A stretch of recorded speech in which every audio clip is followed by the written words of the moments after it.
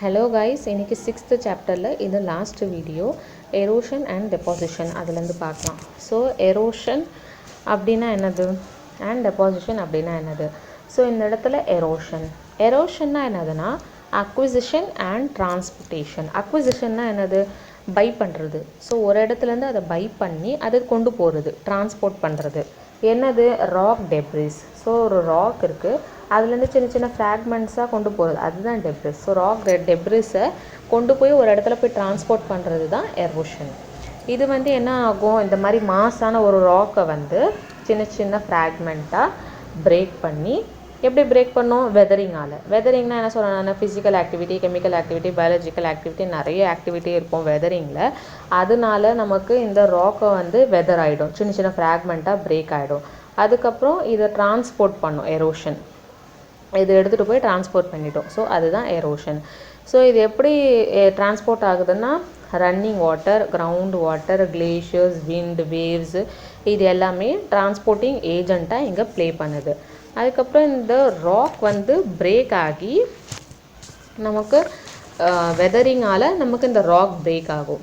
அதுக்கப்புறம் எரோஷனால் இந்த சின்ன சின்ன ஃப்ராக்மெண்ட்லாம் நமக்கு டிரான்ஸ்போர்ட் ஆகும். ஆனால் இவங்க என்ன சொல்கிறாங்கன்னா, பெரிய ராக்லேருந்து சின்ன ஃப்ராக்மெண்ட்ஸ் வெதரிங் ஆகி அதுக்கப்புறம் அதை எரோஷனால் மட்டும்தான் கொண்டு போக முடியும் அப்படி கிடையாது. ஆல்ரெடி இப்போ ரிவர்லேயோ எங்கெங்கோ லேண்ட்ஸ்லைட்ஸில் அங்கே சின்ன சின்ன ராக் ஆல்ரெடி ப்ரெசன்ட் ஆகிருக்கும் இல்லையா, அதை கூட எரோட் பண்ணிவிட்டு இது தூக்கிட்டு போகும். ஸோ வெதரிங் ஆகணும் கண்டிப்பாக அப்படின்றது not a necessary precondition. So erosion weathering இல்லாமல் கூட நடக்கலாம். ஆனால் வெதரிங் நடந்தால் தான் நிறைய ராக்ஸோட சின்ன சின்ன ஃப்ராக்மெண்ட்ஸ் எரோஷன் நிறைய இடத்துல நடக்கும். So weathering is important, but it is not a precondition நமக்கு இங்கே. ஸோ இந்த மாஸ் வேஸ்டிங்கோ இல்லை வெதரிங்கோ எரோஷனோ எல்லாமே என்னது? ஒரு டீக்ரடேஷ்னல் ப்ராசஸ். இது எல்லாமே அப்படின்னா என்னது? ஒரு ராக் எல்லாமே டீக்ரேட் பண்ணுதுன்னா என்னது? சின்ன சின்னதாக அதை அழிஞ்சு போகிறது, டீக்ரேட் பண்ணிட்டு போகுது மொத்தமாக. ஸோ எரோஷன் அப்படின்றது ஒரு large responsible for this. And இதில் கண்டினியூஸாக இது எர்த்து சர்ஃபேஸை சேஞ்ச் பண்ணிகிட்டே இருக்கும். இப்போ இங்கே இருக்கிற ராக்ஸ்லாம் வேறு இடத்துல போய் டெபாசிட் பண்ணிவிடும். ஸோ அங்கே இதோட மினரல்ஸ் அங்கேயும் கிடைக்கும். ஸோ எர்த்து சர்ஃபேஸையே என்னது மாற்றிட்டே இருக்கும். அண்ட் டெபாசிட் ஆகி அங்கே இப்போது காலியாக இருக்கிற லேண்டை இந்த எரோஷன் மூலயமா ஃபுல் ஆகிடும். அந்த மாதிரி கூட நடக்கலாம் இல்லையா? ஸோ எரோஷன் அண்ட் ஸோ இதில் என்ன கொடுத்துருக்காங்க? Denudational process like erosion and transportation. இது கைனட்டிக் எனர்ஜியால் கண்ட்ரோல் ஆகுது. ஸோ டென்யூடேஷனல்னால் என்னது? டீக்ரேட் ஆகிறது, அதெல்லாம் தான் டென்யூடேஷனல். டிரான்ஸ்போர்ட் ஆகிறது, ஒரு இடத்துலேருந்து இன்னொரு இடத்துக்கு கொண்டு போகுது. ஸோ இது கைனட்டிக் எனர்ஜி. கைனட்டிக் எனர்ஜினா என்னது? ½ mv². அது ஒரு விண்டுக்கோ இல்லை ஒரு ரிவருக்கோ வேவ்ஸுக்கோ எதுக்கெல்லாம் அந்த கைனட்டிக் எனர்ஜி இருக்கோ அதால் மட்டும்தான் இதை டிரான்ஸ்போர்ட் பண்ண முடியும். ரன்னிங் வாட்டர், வேவ்ஸு, அந்த மாதிரி. ஸோ இதில் running wind, running water, glacier, waves and ground water. இதில் இந்த ஃபர்ஸ்ட் 3 இருக்கு இல்லையா, விண்டு, அப்புறம் ரன்னிங் வாட்டர், அப்புறம் கிளேஷியர், இது டைரெக்டாக கிளைமேட் கண்டிஷனால் கண்ட்ரோல் ஆகிருக்கு. பட் மீதி 2 இருக்கு இல்லையா, என்னது? வேவ்ஸ் அண்ட் கிரவுண்ட் வாட்டர், அது மட்டும் நமக்கு கிளைமேட்டால் கண்ட்ரோல் ஆகுது. எப்படி அப்படி சொல்கிறாங்கன்னா, இப்போ விண்டு இப்போ இருக்கிற இடத்துல என்ன கிளைமேட் இருக்கோ அந்த கிளைமேட்டுக்கு ஏற்ற மாதிரி தான் அங்கே காற்று இருக்கும், அதோட வெலாசிட்டி அதிகமாக இருக்கலாம். ஓகேவா? ரன்னிங் வாட்டர்னால், இப்போ ரன்னிங் வாட்டர் எப்படி கிளைமேட்டுன்னு சொல்கிறீங்கன்னு அப்படி கேட்கலாம். ஏன்னா இப்போ ஒரு இடத்துல மழை நிறைய பெய்யுது, அங்கே கிளைமேட்டிக் கண்டிஷன் அப்படி தான் இருக்கும். மழை பெய்கிற நல்ல ட்ராபிக்கல் ஜோன் அப்படின்னா அங்கே மட்டும்தான் அப்போ ரிவர் இருக்கும் இல்லையா. ஸோ அது கண்டிப்பாக கிளைமேட்டால் தான் கண்ட்ரோல் ஆகிருக்கு. வேறு என்னது? கிளேஷியர்ஸ். ஸோ கோல்டு கிளைமேட்டாக இருக்கிற இடத்துல தான் கிளேஷியர்ஸும் ஃபார்ம் ஆகும். ஸோ இந்த மூணும் டைரெக்டாக உங்களுக்கு கிளைமேட்டால் கண்ட்ரோல் ஆகிருக்கு. மீதி 2 என்னது? வேவ்ஸு. ஆனால் வேவ்ஸ் அலை எவ்வளோ ஸ்பீடாக வருதோ இல்லை கம்மியாக வருதோ அது கிளைமேட்டால் கண்ட்ரோல் ஆகலை. ஏன்னா கோஸ்டல் ஏரியாஸில் தான் அதிகமாக வேவ்ஸ் நமக்கு அதிகமாக இருக்கும். ஸோ இது கிளைமேட்டால் கண்ட்ரோல் ஆகலை. அவங்க அதுதான் சொல்கிறாங்க பாருங்கள். கோஸ்டல் ரீஜனில் தான் வேவ்ஸ் எவ்வளோ இருக்கும் அப்படின்னு சொல்லலாம். இப்போ கிரவுண்ட் வாட்டர் கூட கிளைமேட்டால் நமக்கு கண்ட்ரோல் ஆகலை. அங்கே இருக்கிற lithological character of the region. So அங்கே உள்ள லேண்ட் எப்படி இருக்குது, ஸோ இப்போ ஒரு ராக் இருக்குது, அந்த ராக்கில் எவ்வளோ வந்து போர்ஸ் இருக்குது அண்டு எவ்வளோ பெர்மியபிள்னால் என்னது நல்ல உள்ளே அலோவ் பண்ணும் அந்த வாட்டர் சால்யூபிள் ஆகுமா இல்லையா அந்த ராக்கு. அப்போ தானே அங்கே வந்து கிரவுண்டில் வாட்டர் செட்டில் ஆகும்.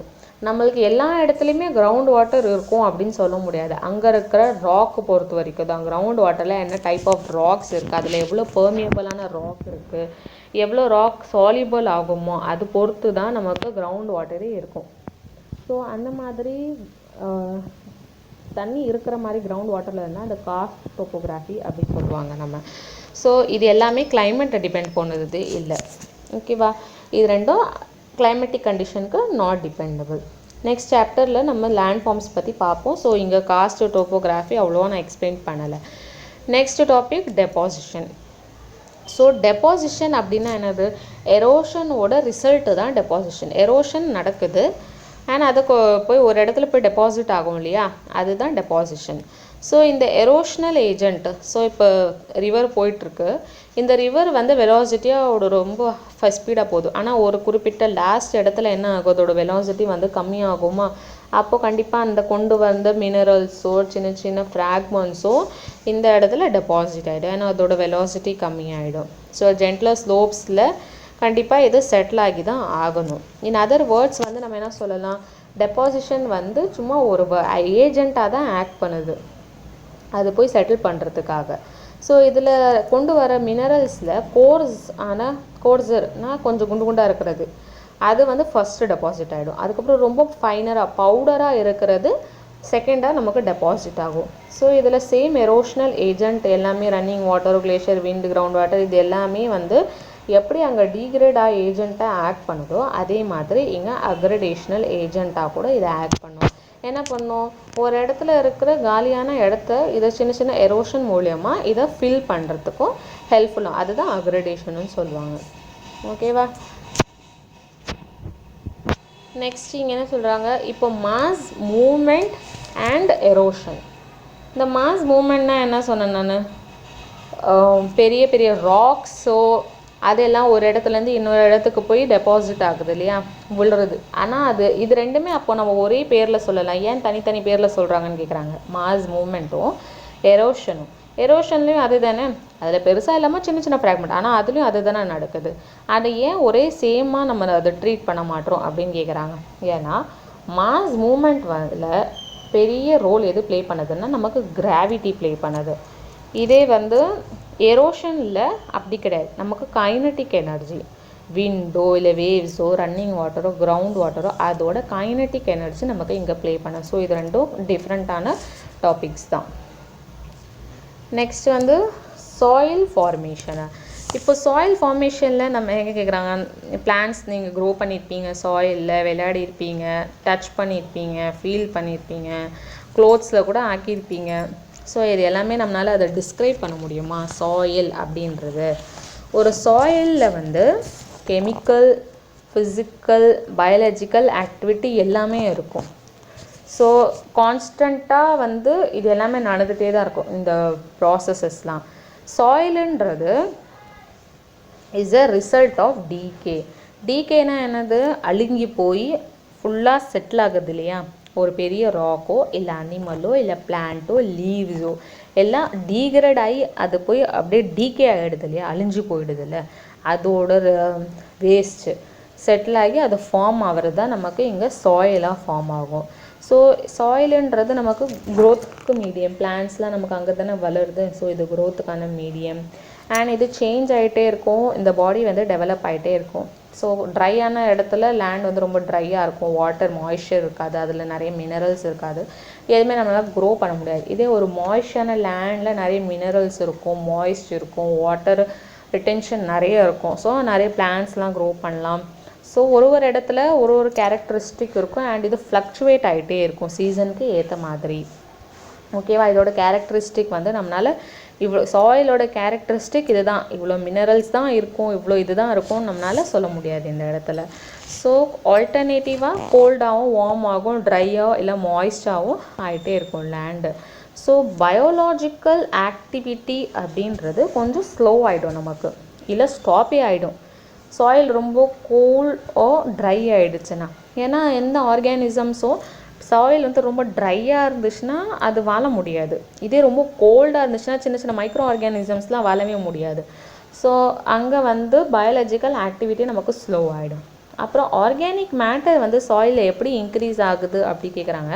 அது எப்படி இன்க்ரீஸ் ஆகுது, ஏதாச்சும் ஒரு லீவோ இல்லை சின்ன சின்ன கிராஸஸும் செத்து போய் அதில் போய் டீகே ஆகி அதில் செட்டில் ஆகுது இல்லையா, அதனால தான் நமக்கு ஆர்கானிக் மேட்டர் அங்கே இன்க்ரீஸ் ஆகும். நெக்ஸ்ட் என்னது, ப்ராசஸ். எப்படி வந்து சாயில் ஃபார்ம் ஆகுது, என்னென்ன ஃபேக்டர்ஸ் இருக்குது சாயில் ஃபார்ம் ஆகிறதுக்காக. ஸோ சாயில் வந்து சாயில் ஃபார்மேஷன் அண்ட் நம்ம பீடோஜெனிசிஸ்ன்னு சொல்லுவோம். அவரோட சயின்டிஸ்ட்டை பீடோஜெனிஸ்ட் அப்படி சொல்லுவோம். ஸோ இதில் ஃபர்ஸ்ட் அண்ட் மேஜர் ரோல் வந்து நமக்கு வெதரிங் தான் ப்ளே பண்ணும். இது கேட்கலாம், சாயில் ஃபார்மேஷன் எப்படி நடக்குதுன்னா வெதரிங்கால் மட்டும்தான் நடக்குது. ஒரு பெரிய பெரிய ராக்ஸ் எல்லாம் வெதர் ஆகி சின்ன சின்னதாக ஃபைன் பவுடர் ஆகிற வரைக்கும் வெதரிங் ப்ராசஸ் நடந்துகிட்டே இருக்கும். அண்ட் சின்ன சின்ன ராக்ஸாக சின்ன சின்ன ஃபைன் பவுடராக தான் நமக்கு இங்கே சாயில் வந்து ஃபார்ம் ஆகுது. ஸோ இப்போ இந்த வெதரிங் மேண்டல் இப்போ லேயர் லேயராக நமக்கு சாயில் வந்து ஃபார்ம் ஆகுது. அதோட டெப்த்தில் இங்கே வந்து மேண்டல்ன்றது நம்ம ஏர்த்தோட டெப்த்தை சொல்லலை, அவங்க இந்த நம்ம சர்ஃபேஸ் இருக்கு இல்லையா சாயிலோட அதோட மேண்டல் தான் சொல்கிறாங்க. ஸோ அது ராக் அதுதான் மெயினாக இன்புட் நமக்கு. ஃபர்ஸ்ட் வந்து மெட்டீரியல் வந்து வெதர் ஆகி டிரான்ஸ்போர்ட் ஆகி டெபாசிட் ஆகுது.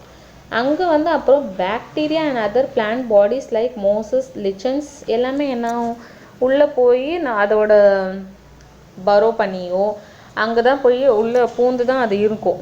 அங்கே பூந்து போய் இருக்கும்போது அங்கே நிறைய செவரல் மைக்ரோ ஆர்கானிசம்ஸ்க்கெலாம் இது ஷெல்டர் கொடுக்குது, டெபாசிட் ஆகுது. அதே அங்கே பூந்து அது வாழுது.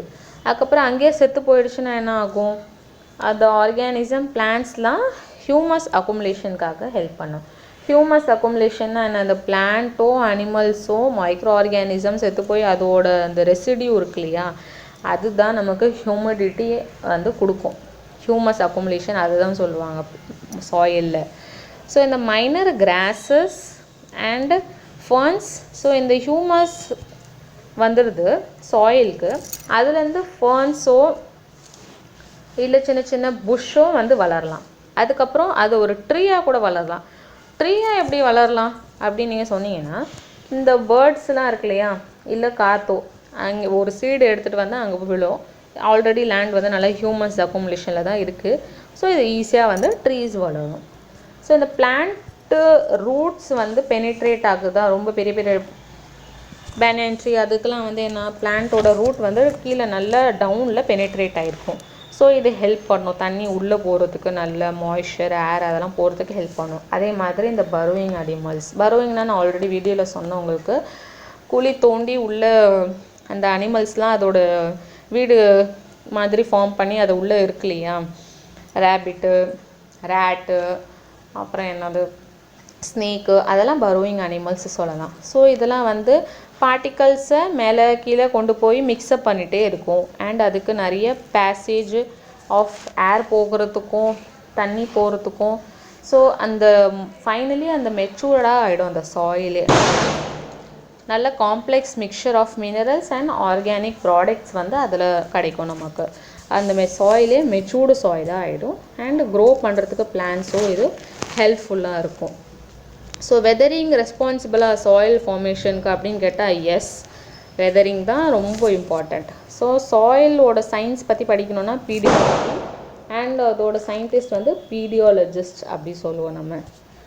Soil forming factors, so soil form பண்ணுறதுக்கான என்னென்ன ஃபேக்டர்ஸ் இன்வால்வ் ஆகுது அப்படி கேட்டோன்னா, இப்போ சாயில் ஃபார்ம் பண்ணுறதுக்கு என்னென்ன ஃபேக்டர்ஸ்லாம் வந்து இன்வால்வ் ஆகுது பார்த்திங்கன்னா,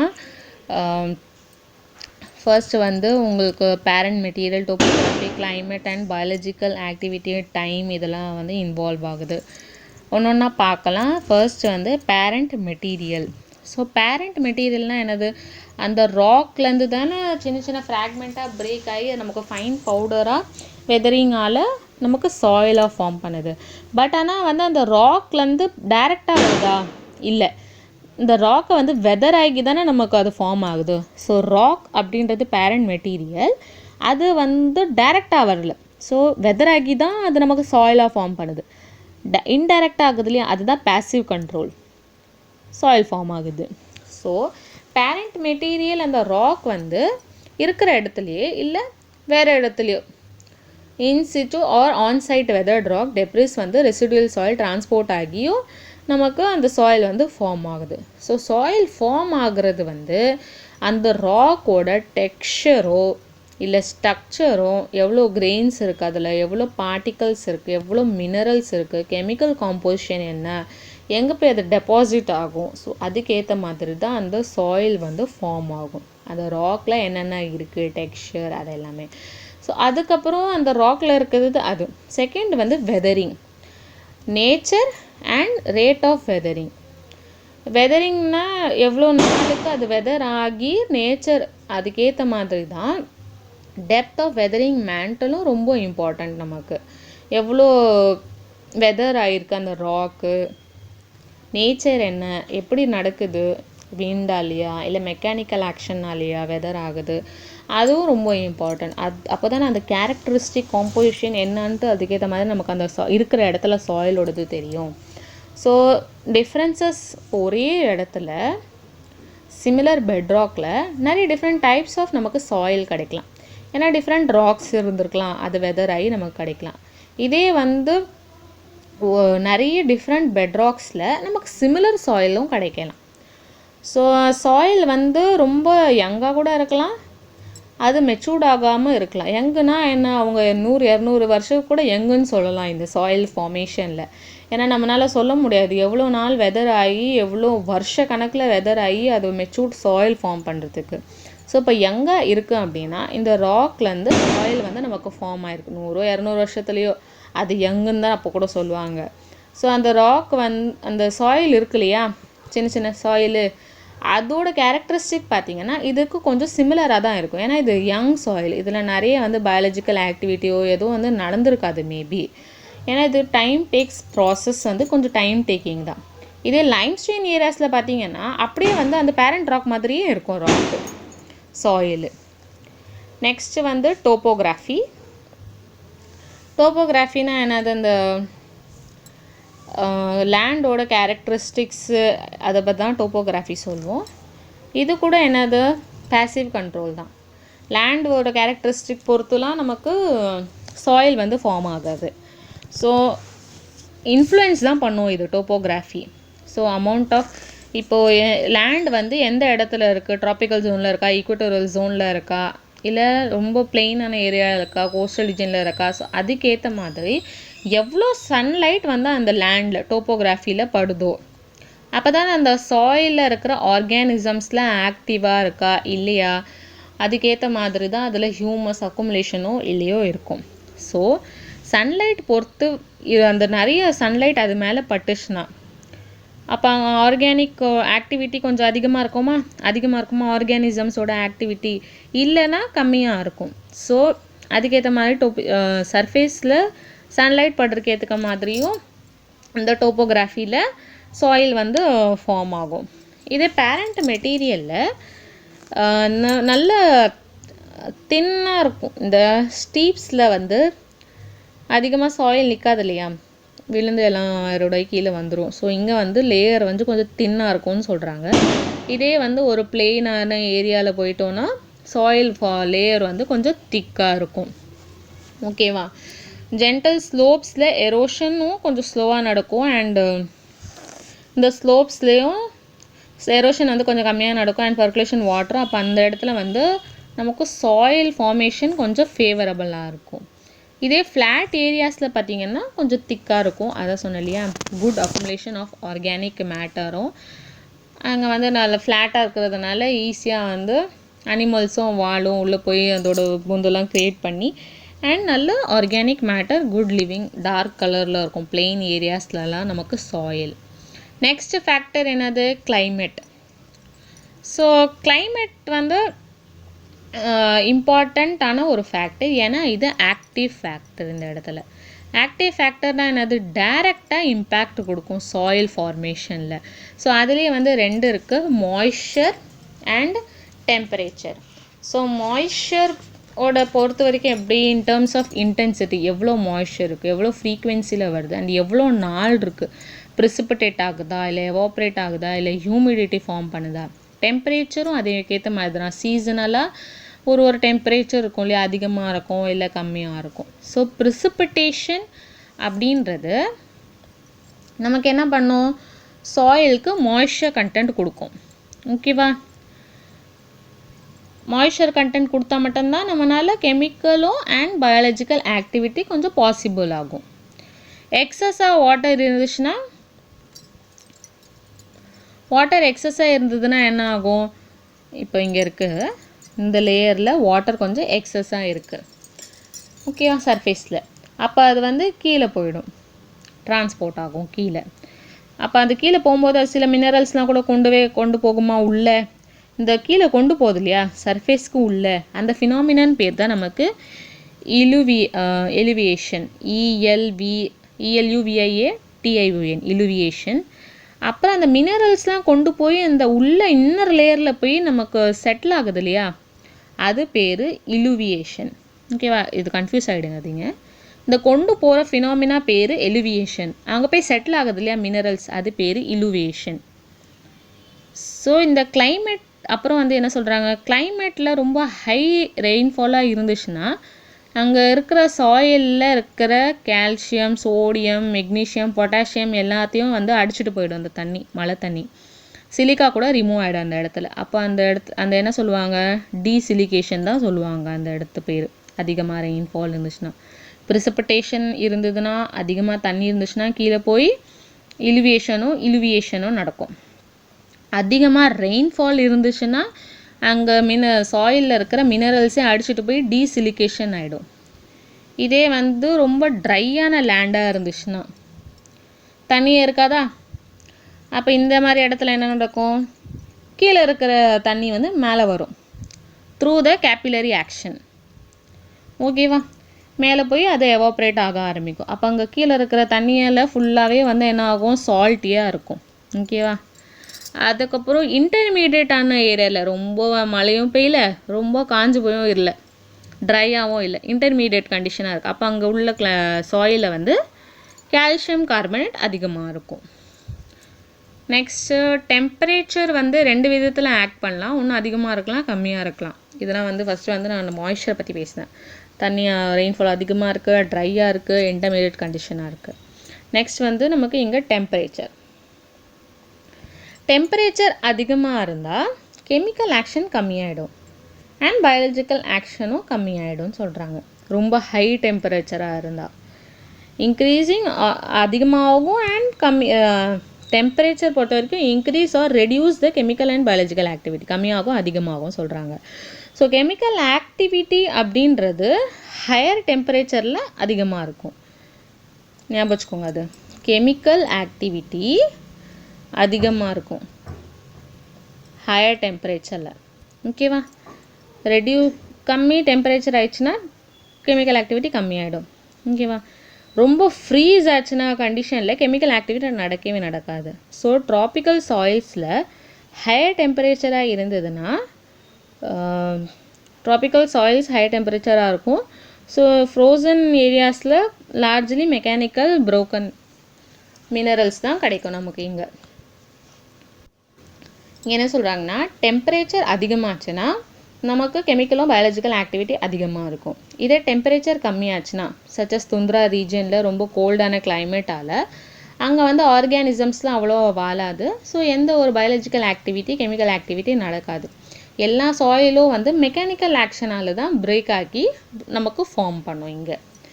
நெக்ஸ்ட்டு வந்து பயாலஜிக்கல் ஆக்டிவிட்டி. ஸோ இந்த பயாலஜிக்கல் ஆக்டிவிட்டியில் என்னென்ன கவர் ஆகுது பார்க்கலாம். ஃபர்ஸ்ட் வந்து வெஜிடேட்டிவ் கவர் அண்ட் ஆர்கானிசம்ஸ். ஓகேவா, ஸோ இது எல்லாமே வெஜிடேட்டிவ் ப்ளஸ் ஆர்கானிசம்ஸ் வந்து நமக்கு பேரண்ட் ராக்லேயே வெதரிங் நடக்கும்போதே இது மேலே இருந்துச்சுன்னா, வெதரிங் நடக்கும்போதே இது வந்து மினரல்ஸ்லாம் ஆட் பண்ணி விட்ரும் இதுக்கு பயாலஜிக்கல் ஆக்டிவிட்டிக்கு. அண்டு அதில் நைட்ரஜன் அண்ட் மாய்ஸ்சர் ரிட்டென்ஷன் இருக்கும். அதுக்கப்புறம் டெட் பிளான்ட்ஸ்லாம் இருந்துச்சுன்னா அந்த இடத்துல ஹியூமிடிட்டியும் நல்லாயிருக்கும். And finely divided organic matter. So vegetative and ஆர்கானிசம்ஸ்னால நமக்கு மாய்ஸ்சர் இருக்கும், நைட்ரஜன் கண்டென்ட் இருக்கும் அண்ட் ஹியூமிடிட்டியும் இருக்கும் அந்த சாயிலில். ஓகேவா?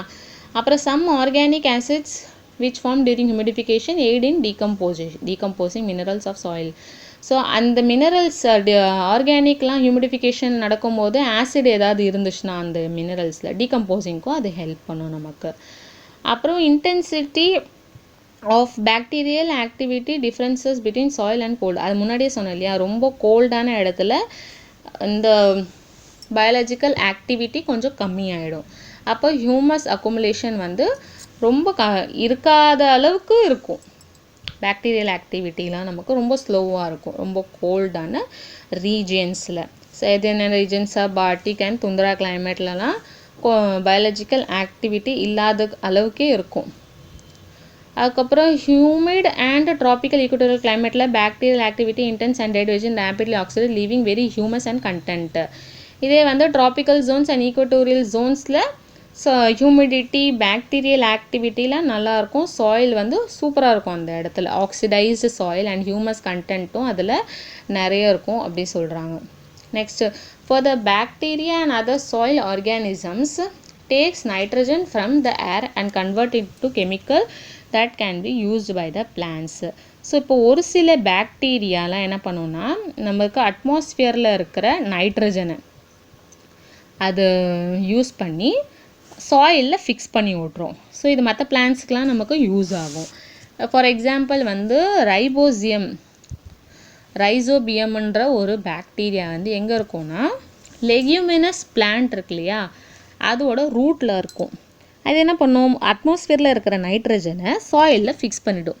ஸோ இப்போ நமக்கு நெக்ஸ்ட்டு வேறு ஏதாவது பக்கத்தில் பிளான்ட்டுக்கு நைட்ரஜன் யூஸ் பண்ணுற பிளான்ட்டுக்கு இது நல்ல க்ரோத் கொடுக்கும். ஸோ நமக்கு பாக்டீரியாலேயாகும் சாயில் மினரல்ஸ்லாம் சாயிலில் மினரல்ஸும் அதிகமாகுது. ஸோ அதே மாதிரி இந்த அனிமல்ஸ் ஆண்ட்டு டெர்மைட் எர்த்வார்ம் ராடெண்ட்லாம் அந்த பொந்துலாம் க்ரியேட் பண்ணுதில்ல மெக்கானிக்கல் ஆக்ஷனத்தில் சாயில் ஃபார்ம் பண்ணி rework soil up and down மேலே கீழமாக மிக்ஸ் பண்ணிவிட்டு சாயிலோட கெமிக்கல் காம்போசிஷன் இன்னும் அதிகப்படுத்துது இது. ஸோ எர்த்வார்ம்ஸ்லாம் பார்த்திங்கன்னா இந்த இது கொஞ்சம் அழிச்சது அப்போ தான் உங்களுக்கு கொஞ்சம் கிளியராக இருக்கும்.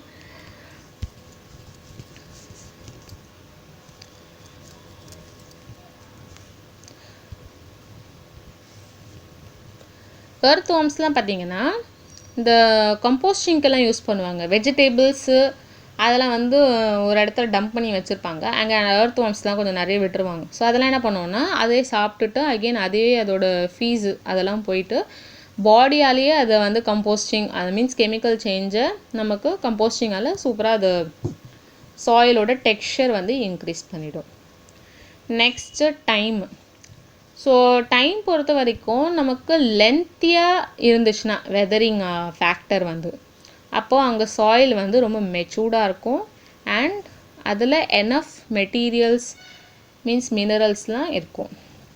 ஸோ இந்த லென்த் ஆஃப் டைம் எவ்வளோ வந்து லென்த் ஆஃப் டைம் அது ஃபார்ம் பண்ணுறதுக்கு மெச்சூர்ட சாயில் அண்ட் ப்ரொஃபைல் அது டெவலப் பண்ணுறதுக்காக லாங் டைமாக இருந்துச்சுன்னா சாயில் மெச்சூர்டாக இருக்கும். இதே ரொம்ப கம்மியான டைமில் வெதர் ஆகி சீக்கிரமாக அது ஃபார்ம் ஆச்சுன்னா அது யங் சாயில் அண்ட் அது அலிவியம் கிளேஷியல் அந்த மாதிரி இடத்துலலாம் வந்து இந்த மாதிரி ஆகும். ஸோ ஹாரிசான்ஸ் இருக்காது, போலி டெவலப்டு ஹாரிசான் அந்த சாயிலில் அவ்வளோவா எதுவுமே மாய்ஸ்சர் கண்டென்ட்டோ இல்லை மெச்சூரிட்டியே இருக்காது அந்த சாயிலில். ஸோ இதில் ஒரே வார்த்தை ஞாபகம் வச்சுக்க வேண்டியது என்னது, லாங் டைமான ஃபார்மேஷன் எடுத்துச்சுன்னா மெச்சூர்டான சாயில், கம்மியான டைம் இருந்துச்சுன்னா அது யங் சாயில். ஸோ அதுக்கு வந்து இன்னும் கொஞ்சம் டைம் வேணும் மெச்சூர் ஆகிறதுக்கு. ஸோ ரொம்ப ட்ரிக்கியான டாபிக்ஸ் இது. ஸோ கைஸ் ஓகே, நான் 7th சாப்டர் உங்களுக்கு நெக்ஸ்ட் வீடியோவில் கண்டினியூ பண்ணுறேன். Okay guys, thank you. என்னால் முடிஞ்ச வரைக்கும் நான் இதை எக்ஸ்பிளைன் பண்ணியிருக்கேன். Okay guys, thank you so much.